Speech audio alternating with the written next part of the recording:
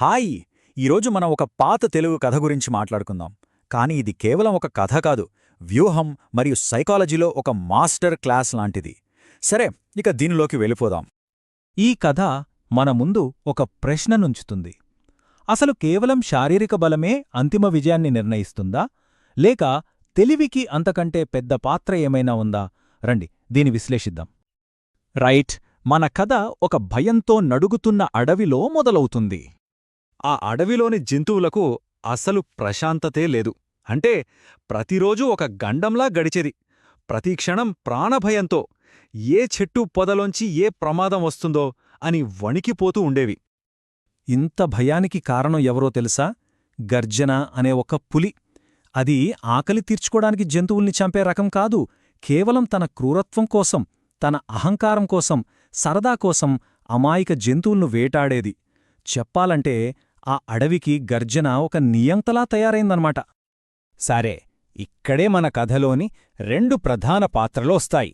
ఒకరు నిరంకుశుడు, మరొకరు ఆలోచనాపరుడు.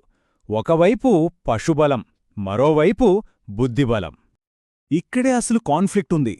ఒకవైపు గర్జన తన బలాన్ని, క్రూరత్వాన్నే నమ్ముకుంది. మరోవైపు తిక్కు అనే చిన్న కుందేలు, అది తన తెలివితేటల్ని, ధైర్యాన్ని నమ్ముకుంది. ఒకరేమో భయపట్టి పాలిస్తుంటే ఇంకొకరు వ్యూహంతో ఎదుర్కోవాలని ఫిక్స్ అయ్యారు. ఇది సింపుల్గా చెప్పాలంటే బలానికి, తెలివికి మధ్య జరుగుతున్న యుద్ధం.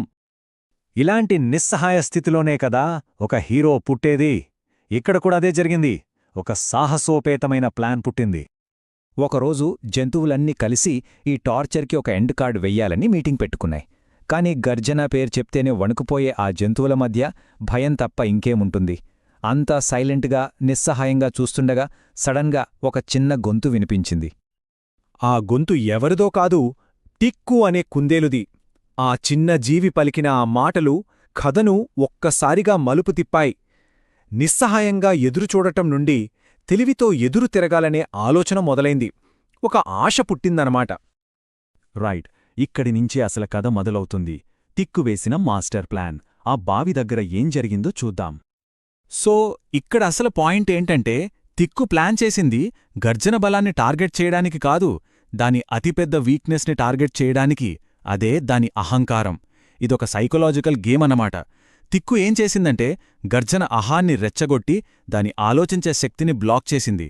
చూడండి, శత్రువు బలాన్ని కాదు, వాళ్ళ బలహీనతని ఆయుధంగా మార్చుకోవటం. అదొక బ్రిలియంట్ స్ట్రాటజీ కదా. ఇకంతే, గర్జన తన ముందున్నది తన సొంత ప్రతిబింబం అని కూడా గ్రహించలేకపోయింది. అహం దాని కళ్ళు మూసేసింది. ఒక్క క్షణం కూడా ఆలోచించలేదు. ఆ రెండో పులి మీద అటాక్ చేయడానికి నేరుగా బావిలోకి దూకేసింది. సో కథ అయితే ముగిసింది. గర్జన పని అయిపోయింది. కాని మనం అసలు నేర్చుకోవాల్సిన పాఠమేంటి?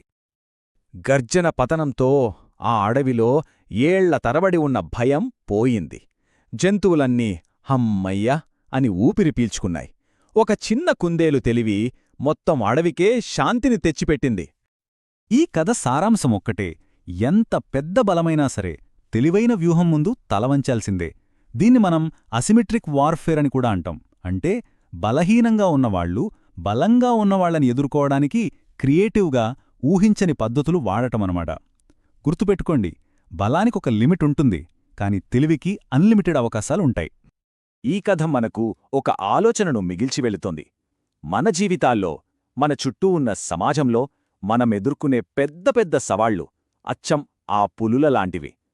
మరి వాటిని ఎదుర్కోవడానికి మనలో ఉన్న తెలివి అనే కుందేలును ఎలా వాడుకోవచ్చో ఒక్కసారి ఆలోచించండి.